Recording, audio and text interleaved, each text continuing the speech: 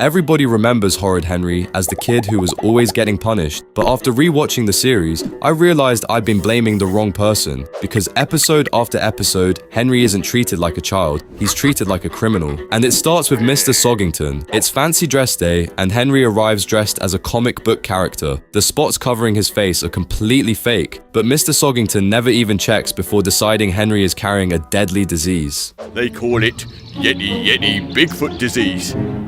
They do? They do indeed, and it's highly contagious. Can't have you walking round a school when there's an inspector about, can we? You're coming with me, young man. Henry isn't sent home. He isn't taken to the nurse. He's dragged away from his classmates, locked inside the science lab, and completely isolated from the rest of the school. Ah! It's getting worse. We've got to find you a cure, Henry. I'll be right back. It's not fair! Henry tells him the truth. Mr. Soggington chooses not to believe him, and while every other child is laughing with their friends at lunchtime, Henry is sitting alone behind a locked door with nothing but bread and water.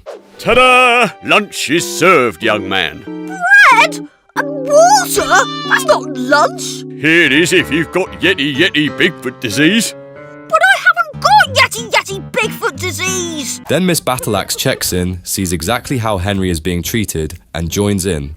Oh, I see what you mean. It's quite disgusting. Disgusting indeed. And the spots on his face make him look even more disgusting. But what are we going to do?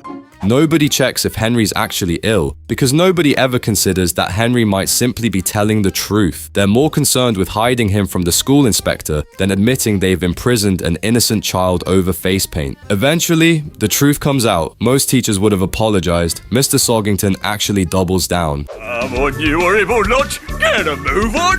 Thank you, kind sir. What did you say? Well, I said thank you, kind sir. Right, that's it, you horrid boy. Detention! Henry literally thanks him and gets detention for it. Mr. Soggington isn't punishing bad behavior anymore. He's punishing Henry for being Henry. But somehow, his next accusation is even worse. He's behind me. It's that horrid boy, that horrid Henry. Help! Help! Horrid boy on the loose! Help! Help! Help! Help! Horrid boy on the loose! Yes. The moment something suspicious happens, Mr. Soggington decides Henry must be responsible. Without ever seeing the robber's face or finding a single piece of evidence, Mr. Soggington decides it must be Henry. But in his mind, Henry is already guilty, and even after the real criminals are caught, Mr. Soggington still refuses to accept that he was wrong. What, may I ask, are you doing here? Well, I'm coming to school. I think I have to, don't I? You're not in prison then? The next morning, he pulls Henry out of class and interrogates him over a crime he never committed. Another teacher literally has to remind him of something he appears to have forgotten. Henry is a child. Just you wait, horrid Henry. Just you wait. It changes nothing. Mr. Soggington turns the school hall into a courtroom, puts Henry's own mum on the stand, and tries to prove that a child committed armed robbery. Within minutes, the whole case falls apart. Case dismissed. Thank you, Ted, for an excellent presentation.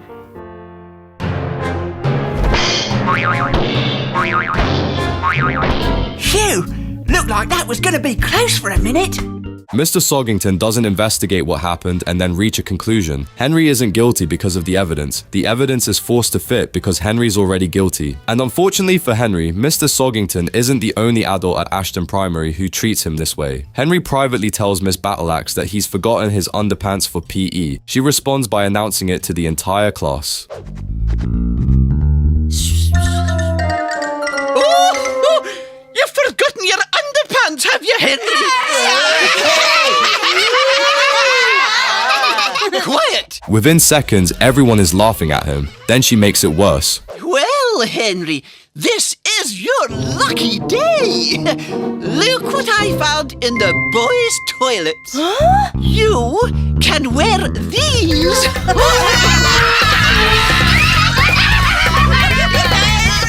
Instead of protecting Henry from further embarrassment, she holds up a pair of pink knickers in front of the class and orders him to wear them. And that's what makes these punishments so cruel. They don't simply correct Henry's behavior, they strip away his dignity until he becomes the joke. And the scariest part? Henry doesn't even have to misbehave anymore. Sometimes simply not knowing an answer is enough. One lesson proves that perfectly. Miss Battleaxe asks the class a question. Henry doesn't know the answer, so rather than shout out something incorrect, he stays quiet. Apparently, even that is unacceptable.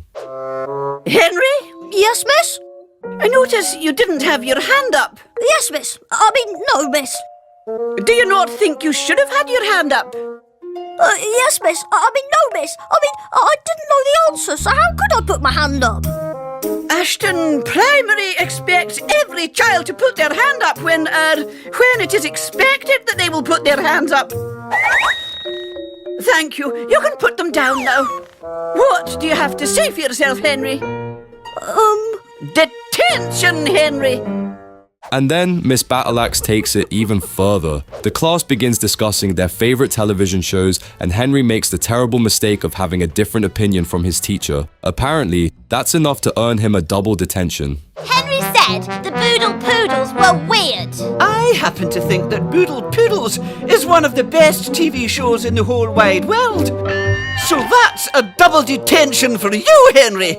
And it's not even 9 o'clock yet. Miss Battleaxe is allowed to disagree with Henry. Henry isn't allowed to disagree with Miss Battleaxe. The moment he does, the conversation ends and his punishment begins. By now, the rules are obvious. If Henry speaks, he's difficult. If he disagrees, he's disrespectful. If he stays quiet, he's punished anyway. There is no correct way for him to behave, because the adults have already decided that Henry himself is the problem. When you watch Horrid Henry as a child, you laugh. But watching it back now, I don't think Henry was ever the joke. Episode after episode, he's accused before anyone knows the truth, punished before anyone hears his side, and humiliated by the very adults who are supposed to protect him. After a while, you stop seeing a naughty child. You start seeing a lonely one, a boy surrounded by adults, yet with nobody willing to listen to him. Henry never really had a fair chance. Before he could explain himself, his teachers had already decided what kind of child he was, and once they gave him the name Horrid Henry, every mistake became evidence, every disagreement became disrespect, and every attempt to defend himself became another reason to punish him.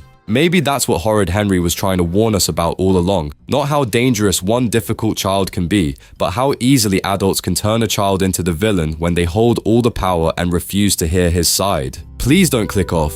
If this channel's ever meant something to you, I'm asking from the bottom of my heart, please subscribe. I'm really trying to get to 100,000, and every single one of you makes a difference. I believe in this community and I believe in you. Thank you, and hopefully I'll see you in the next one.